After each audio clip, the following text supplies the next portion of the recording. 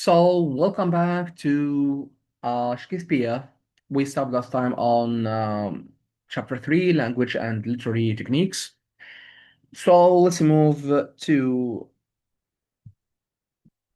Shakespeare's language and style. And we will start with saying that Shakespeare actually writes techniques he uses to create such powerful effects. That's what we are going to talk about today. First, blank verse. This is Shakespeare's primary poetic form. Blank verse is unrhymed in iambic pentameter. That sounds technical, so let me break it down. Iambic pentameter means each line have 5 feet, and each foot is an unstressed syllable followed by a stressed syllable. Think of it like a heartbeat. Da-dum, da-dum, da-dum, da-dum, da-dum. The most famous example, but soft, what light through yonder window breaks. From Romeo and Juliet, listen to that rhythm. It's natural but elevated. It sounds like a speech but is poetic. Why did Shakespeare use blank verse? First, it mirrors natural English speech patterns. We naturally emphasize certain syllables in words, and the iambic pentameter follows this natural rhythm.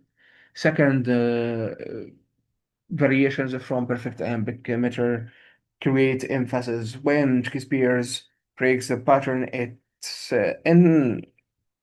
intentional. It singles emotions or importance. For example, at the end of a line, Shakespeare often puts a stressed syllable where an unstressed one should go. This creates a sense of finality or emphasis. The rhythm suggested the character's emotional state. Now let's go to the blank verse also allows flexibility. Shakespeare could maintain the basic rhythmic pattern while varying syntax, allowing for complex sentences and quick dialogue exchanges without losing musicality. Not all of Shakespeare is in blank verse. He also uses prose for comic scenes and the characters of lower social status, rhymed couplets for emphasis and songs, but blank verse is his foundation. The key point Shakespeare's language isn't just pretty words. The rhythm itself communicates meaning and emotion. Now let's go to metaphor and imagery. Metaphor is central to Shakespeare's power. He doesn't just describe things directly, he creates unexpected connections that eliminate psychology and theme. Consider this in Macbeth after murdering the king. Macbeth says, a little water clears us of this deed, but later, after more murders and crimes, he recognizes his guilt as a stain that cannot be washed away. Our damned pot metaphor of guilt as a physical stain that won't wash away is more powerful than simply saying, I feel guilty. Lady Macbeth says, a little water clears us of this deed. She thinks murder is simple, but gradually, as she commits and enables more crimes, the metaphor develops. The pot won't come out. The washing becomes obsessive. She ends up sleepwalking compulsively, washing her hands. The metaphor has become her reality. Imagery patterns run throughout Shakespeare's plays. In Hamlet, the dominant images are disease and corruption. Denmark is uh, described as an unweeded garden full of things, rank and gross in nature. These disease garden images create an atmosphere of decay and wrongness. Uh, We understand remark corruption not through explicit statement, but through accumulated imagery. And the tempest, shipwrecks, storms, and water appear throughout. The play opens with a shipwreck that separates families. Water symbolizes loss, danger, but also the transformation and eventual reunion.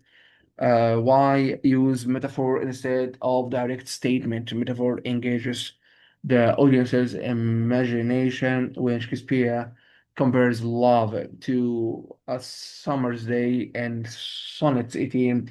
We don't just understand love intellectually, we feel the warmth, light, and the beauty of summer. Metaphor makes abstract emotions concrete and sensory. Also, metaphor allows for complexity. A metaphor has multiple layers of meaning. Guilt as an unwashable stain suggests both that guilt is permanent and that Lady Macbeth is trying to deny this performance. The metaphor is more psychologically true than a simple statement would be. Now let's go to wordplay and puns. Shakespeare loved wordplay and puns. This might seem trivial. Puns are often considered how humor, but Shakespeare used them brilliantly. First, puns reveal language instability. Words have multiple meanings, and exploring those meanings reveals something true about the world. When meaning is unstable, identity and reality becomes unstable too. A famous example in Romeo and Juliet, Mercatio is dying after being stabbed. He makes a pun, ask for me tomorrow, and you shall find me a grave man. Grave means both serious and in a grave that it's a darkly funny pun, but it's also like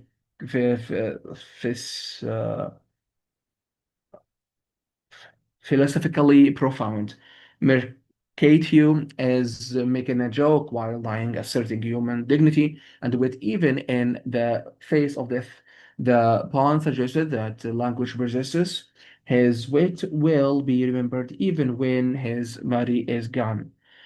Another example, in Much Ado About Nothing, there is a constant play about nothing, a nothing that sounds like nothing, nothing that connects to female sexuality in Renaissance culture.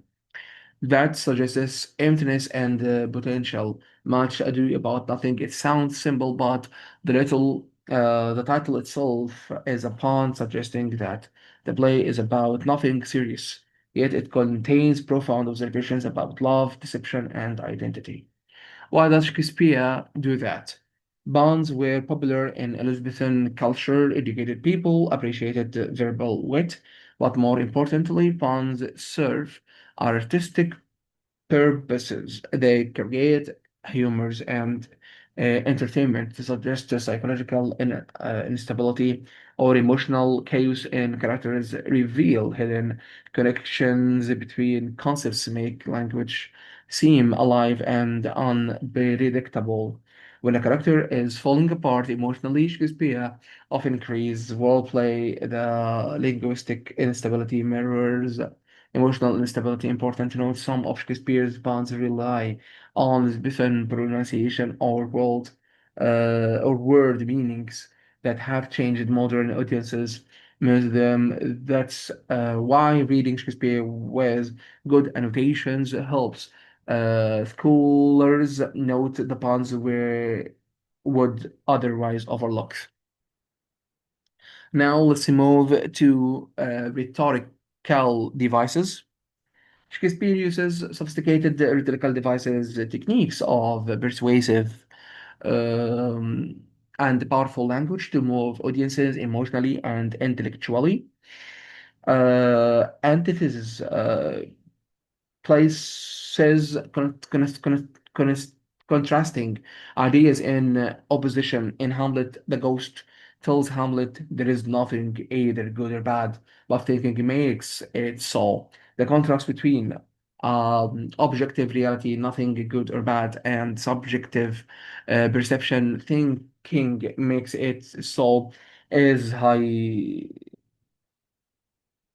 is heightened by emphasis this structure emphasis the philosophical paradox. Anaphora, the repetition of words or phrases at the beginning of successive clause in Mark Antony's funeral oration in Julius Caesar.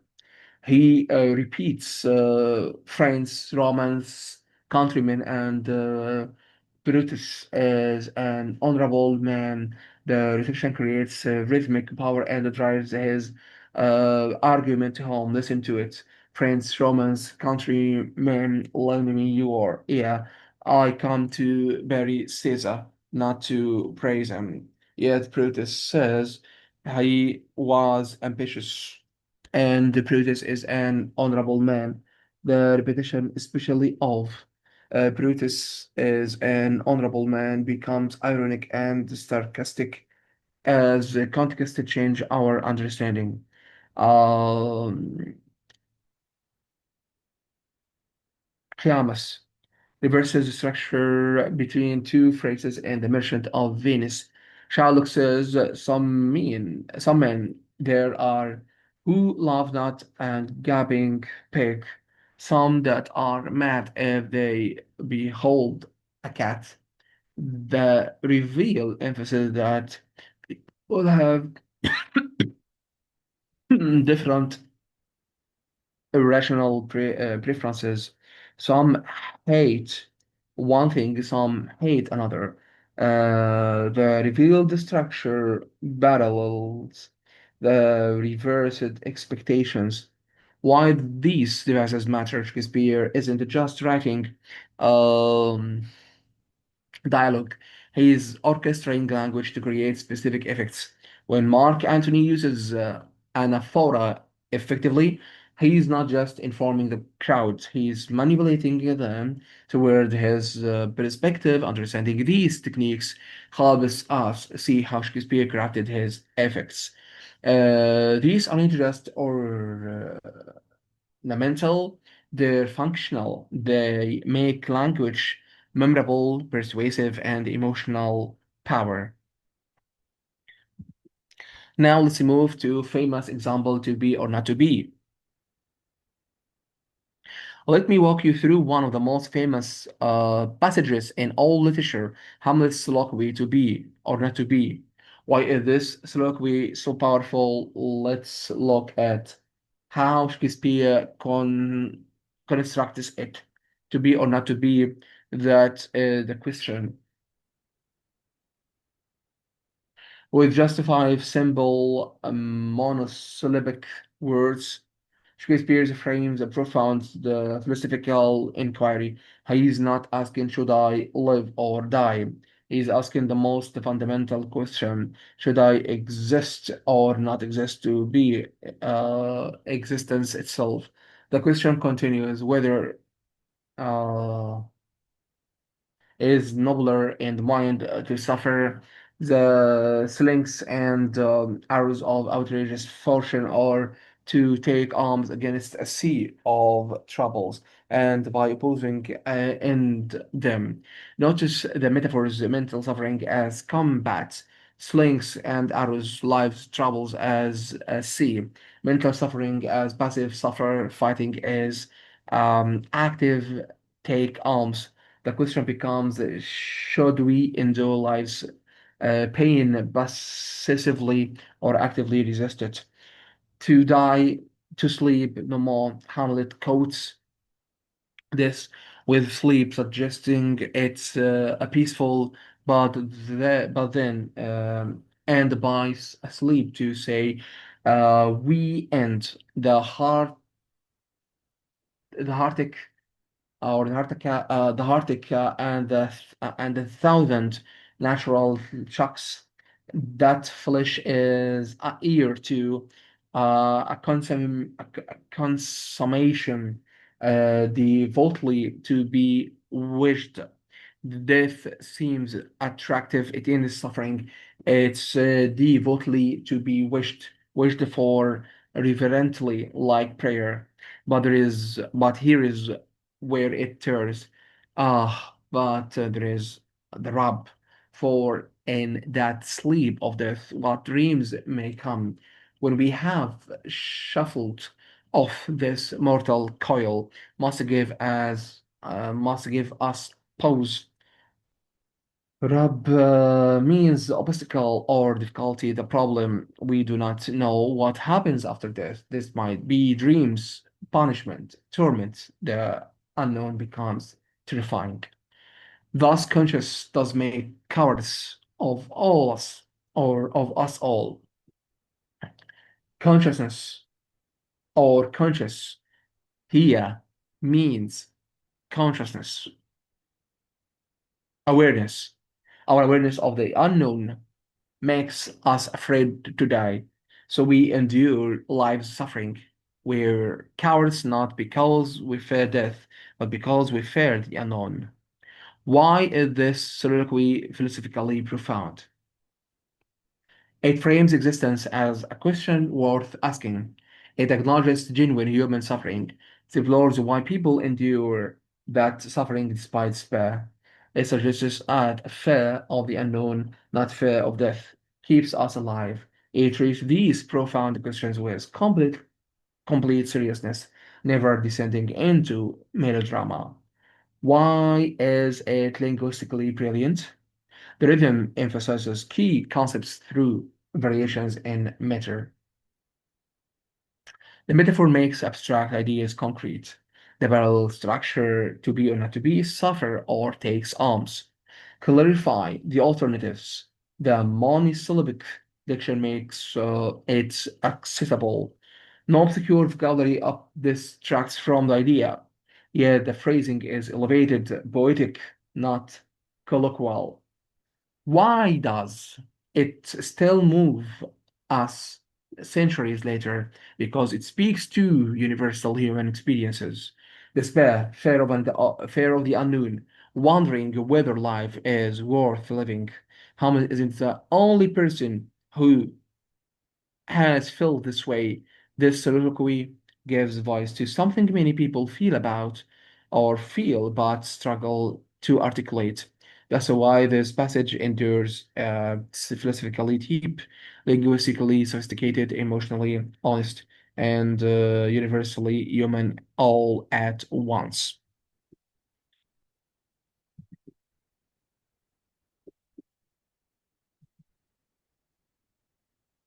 Now let's move to close reading and interpretation strategy.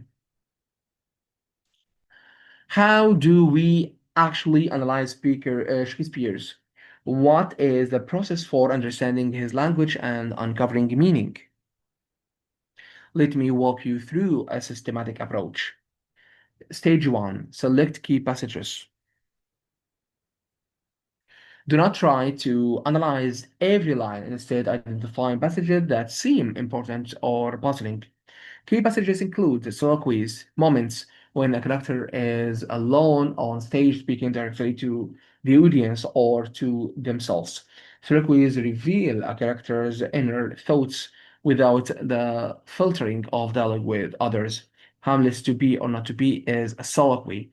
Lady Macbeth's unsex me here is a soliloquy where she reveals her ruthlessness, crucial dialogues, conversations where relationships shift, important information is revealed, or decisions are made. The scene where others becomes convinced of this dominance. Infidelity is a key dialogue where ego manipulates him. Thematic speeches, passages where characters articulate the player's major themes when Jake's as you like it describes old world a stage he's articulating this central theme about performance and identity moments of high emotion when characters are in extreme emotional states, rage, despair, ecstasy, their language often becomes most powerful. Now let's go to stage two, uh, identity, tune, and mood. For each passage, ask yourself what the emotional quality here. Is this sincere or ironic? Despairing or triumphant? Angry or resigned? Examine the diction or word choice. Shakespeare's choice of specific words creates tune. In King Lear's speech about daughters, he uses violent, harsh diction, ingratitude, barbarous, uh, savagery. This diction creates a tune of bitter rage. Examine syntax, sentences, structure, long flowing sentences created or create different effects than short, abrupt sentences, Hamlet's to be or not to be, being with simple balance, or to be or not to be, but develops into long, complex, meditative sentences. The syntax mirrors the thinks or the thinking process, starting with a simple question, then becoming increasingly complex. Examine sound patterns, alliteration, assonance, consonance in Macbeth. The witches speak with harsh sounds and irregular meter. Their language sound unnatural, creating an evoc or an eerie tone. Compare characters' speech patterns. Sophisticated characters often speak in blank verse. Clowns and lower class characters speak in prose, but Shakespeare breaks them or breaks these rules intentionally when a character suddenly shifts from prose to verse or vice versa. It often singles an emotional change. Now let's go to number three, analyze character motivation. For key passages, ask what does this character want in this moment? What obstacles are prevented from getting it? How does the language reveal their psychological state? As are they being honest with themselves or deceiving themselves? Is there irony that the audience understands something the character doesn't?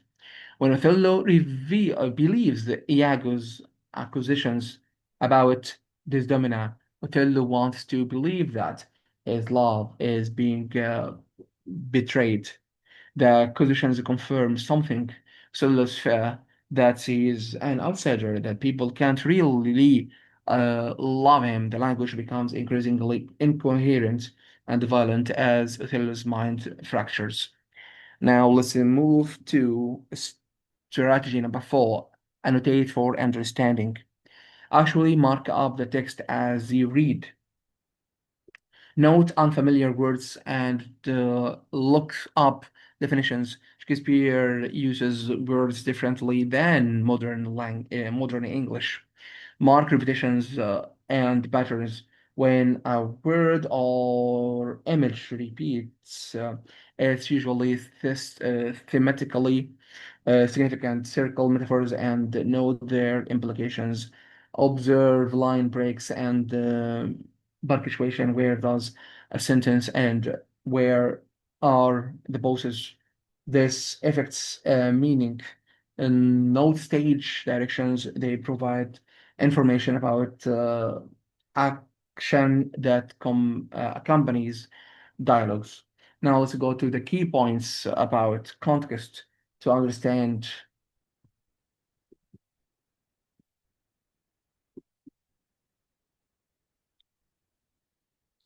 a passage. You need context, character psychology. What has this character experienced? What do they want? How do they see the world? Previous events, what happened before this scene that explains the character's emotional state, cultural assumptions. Renaissance audiences believed in things. The great chain of being, astrology, witchcraft, that modern audiences do not. Understanding these beliefs helps us understand why um, characters react as they do. Textual references, Shakespeare's references classical methodology, the Bible, contemporary politics, knowing these references enriches understanding. The goal of close reading, developing detailed, evidence-based interpretations of the text, do not just describe what happens, analyze how language creates meaning and effect. Now let's move to chapter 4, Shakespeare in performance and modern adaptations.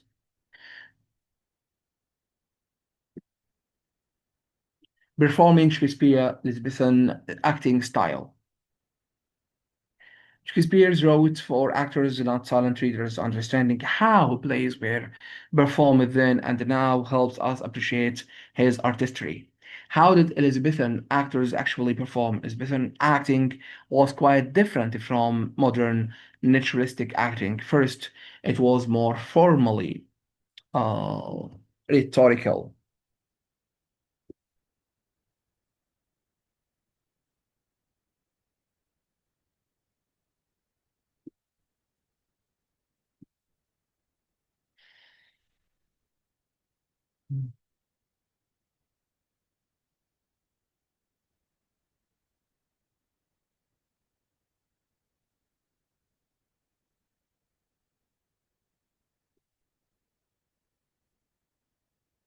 Actors didn't try to create the illusion that the play was real life happening right in front of you. Instead, they performed, they acknowledged the audience, used stylized gestures, projected their voices powerfully. Hamlet tells actors to speak trippingly on the tongue, naturally, but not so naturally that it's boring. There was a balance between natural speech and the rhetorical performance.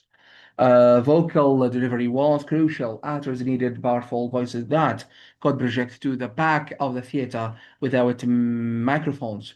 They needed to articulate clearly so complex language was understood. They used vocal variety, changing pitch, pace, and volume to convey emotion and meaning. Gesture was stylized. Actors used recognizable hand gestures and body positions to convey emotion.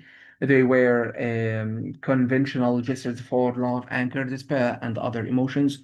A character might put their hand over their heart to show love, to raise their fist to show anger, but these weren't realistic. They weren't uh, theoretical convention that the audience immediately recognized. Actors worked from sides, sheets of paper containing only their own lines and cues.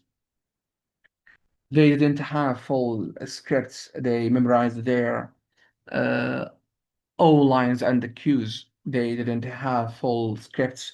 They memorized their lines and knew when to come on stage, but they didn't necessarily know what other characters were doing. Rehearsal time was minimal. Plays were often performed with little preparation.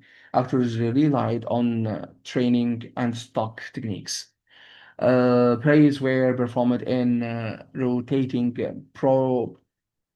repertory.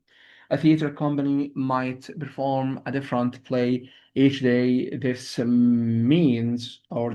meant actors had to be prepared to perform multiple roles quickly. They relied on training and family patterns rather than the deeply rehearsed, psychologically detailed performances we see in modern theater.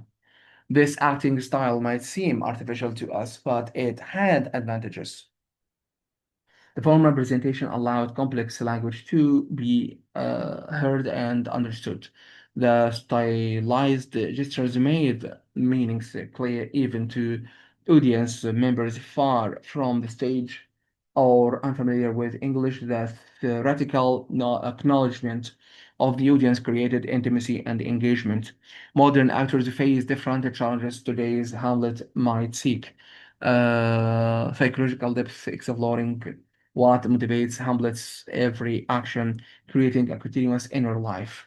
An Elizabethan actor might focus on delivering powerful speeches and clear actions, relying on the language and the audience's imagination for psychological depth. Neither approach is wrong. There is different interpretive choices based on different performances conventions.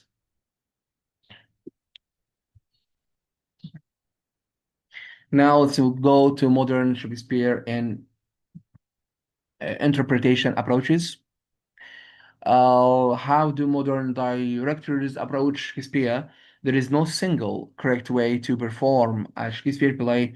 Instead, different productions make different choices about how to interpret the material.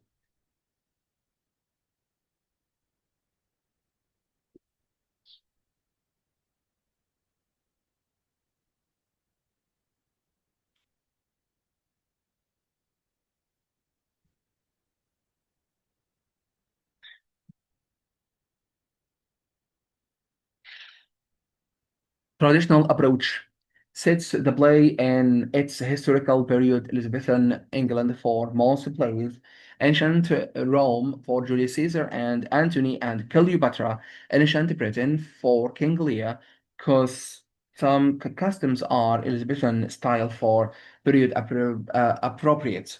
The focus is on Shakespeare's language and original dramatic intentions advantages, honors Shakespeare's original context, helps audiences understand what the play meant in its time. The beauty of Renaissance customs and settings appeals to many audiences.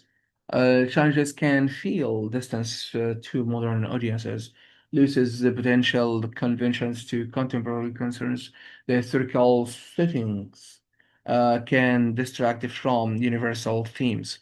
Contemporary approach transplants the action to modern times or different historical periods. For example, the director might set Magus in contemporary corporate America, with the crown representing corporate power, or set in Soviet Russia, with witches representing propaganda.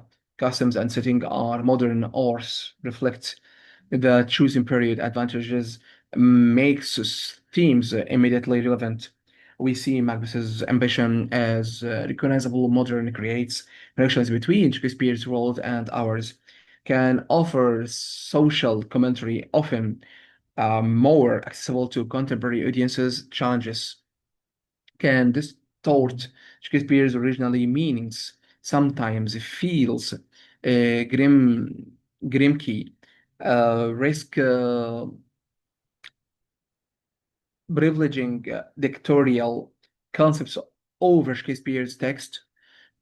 Concept approach, the director develops a specific interpretive concept and applies it constantly. This might be thematic if doing Hamlet and interpreting it as about failed mentorship. The director emphasizes after father figures and their failures throughout, or it might be stylistic. Uh, Minimalist production with pair stage and subtle lighting, or an exceptionist production with distorted sets as exaggerated moments. Adventures creates unified artistic vision, allows for creative interpretation, can reveal new aspects of family players, often surprising and memorable.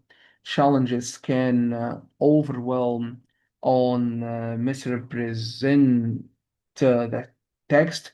Sometimes audiences have leave discussing the director's concept rather than Shakespeare's play. Mixed approaches. Many modern productions blend element mostly contemporary setting with a few period references, some stylization, but also naturalistic scenes. The key point Shakespeare's plays are alive each generation reinterpret them through contemporary concerns and artistic possibilities. In 1950s, production of Macbeth would look very different from 2020's production, even if they both use the original text. Now let's go to design elements and performance.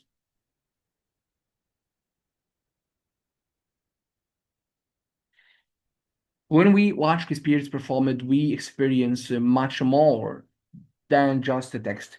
Design elements, sets, lighting, sound, customs shape our experience profoundly.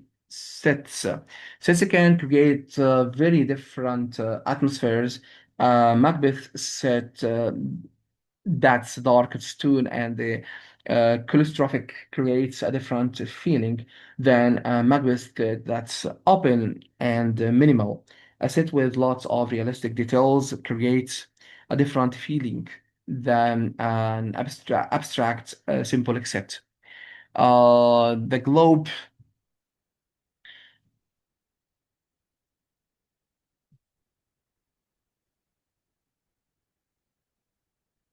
theater, with its minimal scenery, required actors and language to establish place.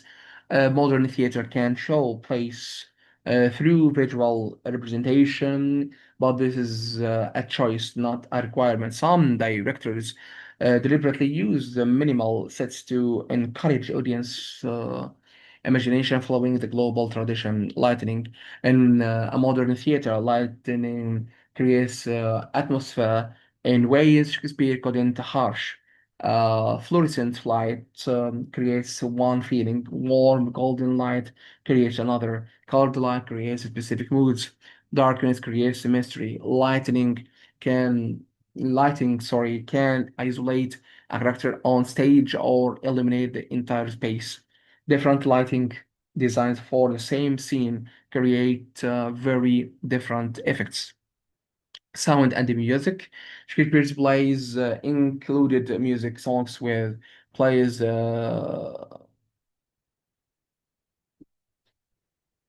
trumpet flourishes before scenes, background music. Modern productions use sound design extensively. Discordant music might underscore psychological chaos. Silence might be more powerful than music. Sound design can reflect a character's emotional state or reinforce thematic concerns. Costumes. Costuming creates instant visual information about social status, character, period, and genre. An actor dressed in Elizabeth clothing readers differently than the same actor in modern clothing or futuristic clothing. Costumes can signal character. A character might be dressed in red to indicate passion, or in gray to indicate neutrality.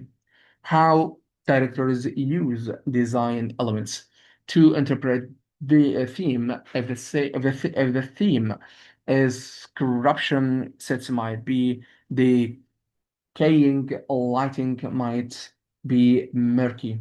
To indicate status, characters of higher status might be more elaborately costumed, lower status characters more simply to signal genre.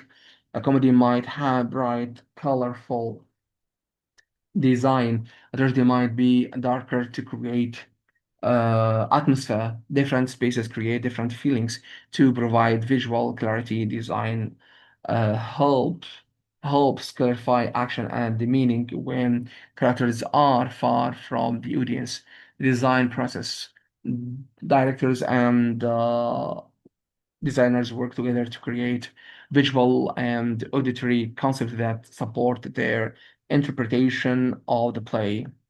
The global is to work with Shakespeare's text, not against it, to illuminate meaning rather than obscure it. For students watching Shakespeare, paying attention to design elements helps you understand the director's interpretation and appreciate the artistry of theatrical production. Now let's go to students' performance activities.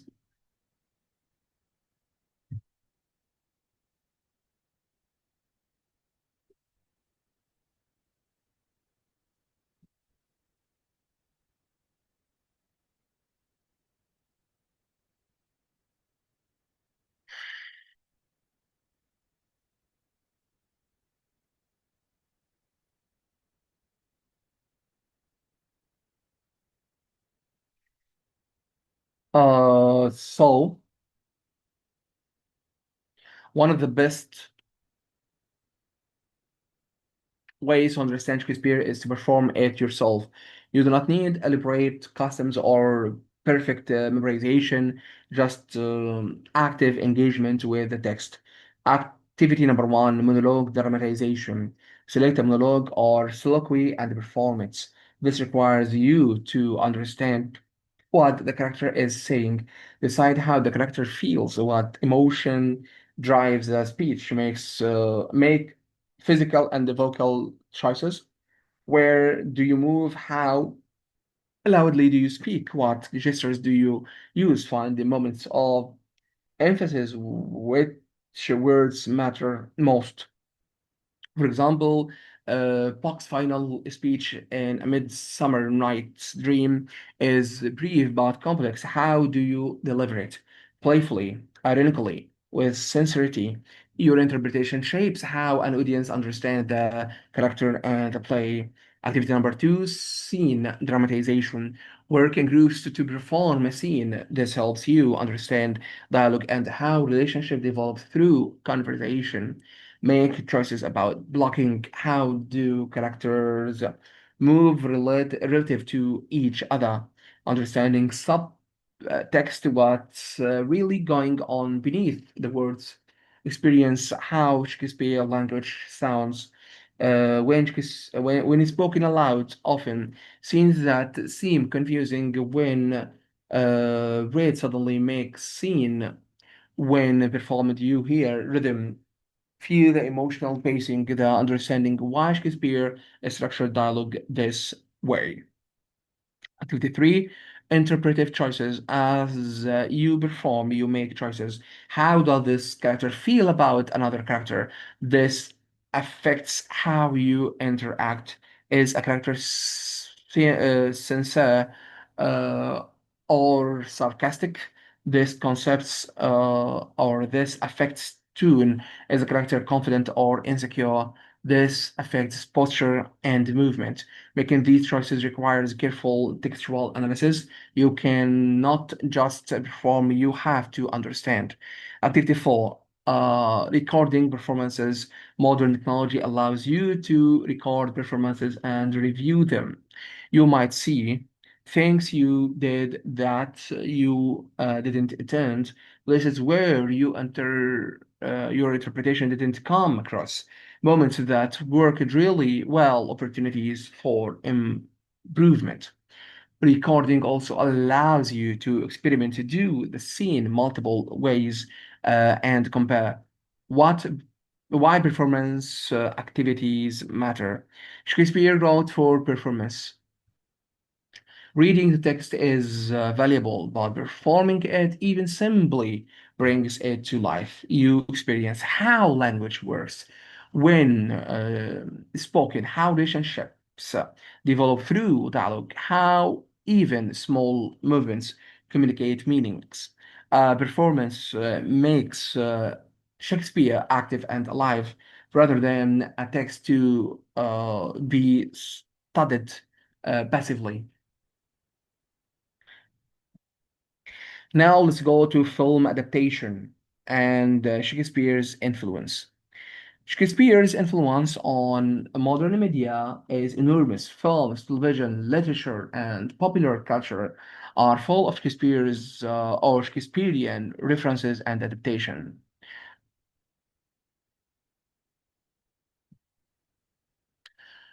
Film and television adaptations: West Side Story, 1961 to 2021 remake. Uh, Transposes Romeo and Juliet to 1950s New York instead of feuding families. We have feuding gangs, jets and the sharks. The tragic lovers come from different ethnic backgrounds and communities. The adaptation preserves plots, structure, and major themes while making them contemporary and socially relevant. By transplanting Romeo and Juliet West Side Story shows us the essential conflict. Young lovers from opposed communities remaining powerful across different contexts. 10 Things I Hate About It, or About You. 1999 adapts The Taming of the Shrew to 1999 high school. The shrew, a sharp-tongued, independent young woman, must be tamed. The adaptation is clever. It takes a problematic lot. A woman must be changed to be acceptable and reframes it. By the end, it's not really about taming, but about mutual understanding. The Lion King, 1994, orders Hamlet's plot. A prince witnessing his father's death suspects his uncle of foul play and the monster restores his father's legacy. The genius of The Lion King is that it makes these Shakespearean themes accessible to children while maintaining dramatic depth. Comparing different films versions, there are multiple films versions of the same play. Hamlet alone has dozens. Comparing Laurence Oliver's 1948 Hamlet psychological introspective with Kenneth uh, Branagh's 1990 Hamlet more action-oriented expanded scenes shows how direct, directorial choices shape interpretation. The same text creates different experiences through performance choices, literature, and adaptation.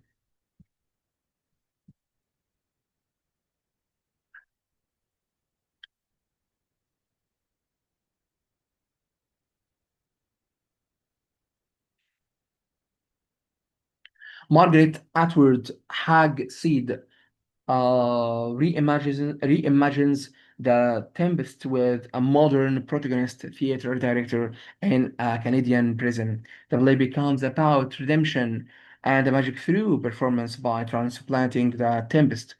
Atwood shows how Shakespeare's themes of forgiveness, magic, and the power remain relevant. Tom Stoppard Rosencrantz and Guildenstern are dead focuses on two major characters from Hamlet, which who are minor players in Hamlet, but stubborn makes them protagonists. Their experience of Hamlet is fragmentary and confusing. They do not understand what is happening or why. The play becomes a meditation on how we experience stories, on fate and free will, and on the anxiety of not understanding. Global adaptations. Akira's Kurosawa's Throne of Blood. 1957 adapts Macbeth to feudal uh, Japan. The Scottish throne becomes a Japanese castle. The witches become spirit women in a midst shrouded forest.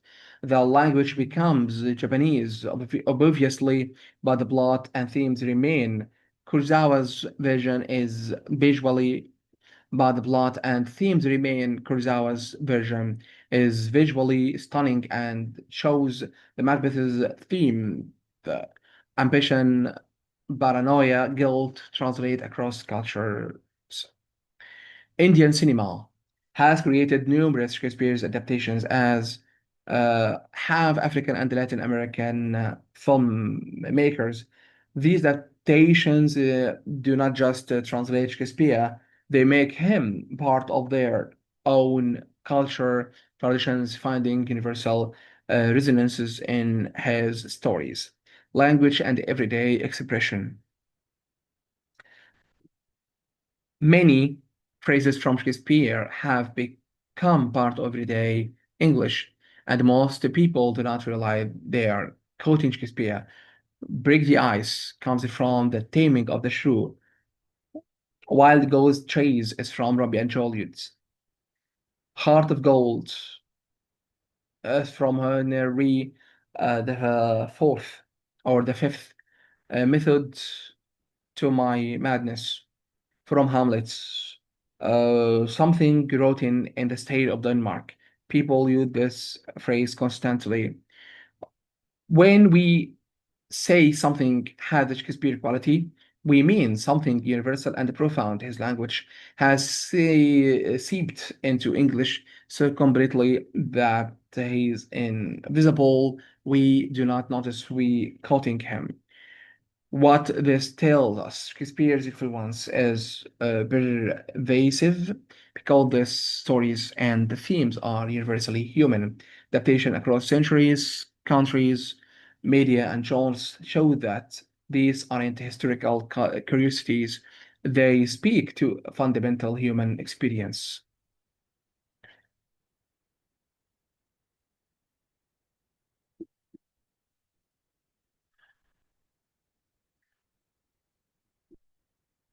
Why Shakespeare influence persists?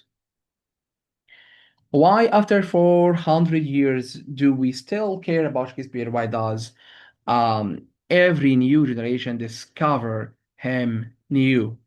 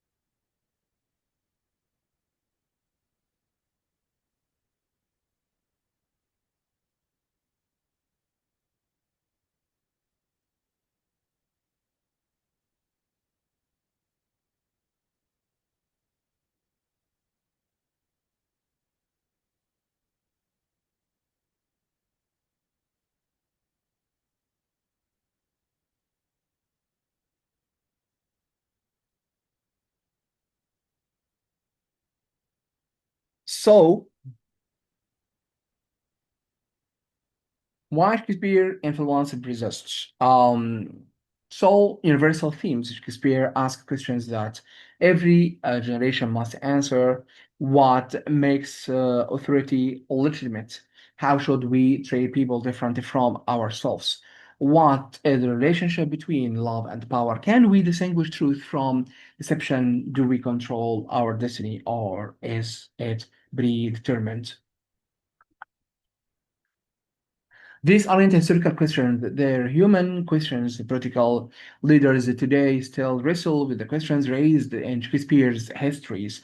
People in relationships today still face the jealousy and understanding that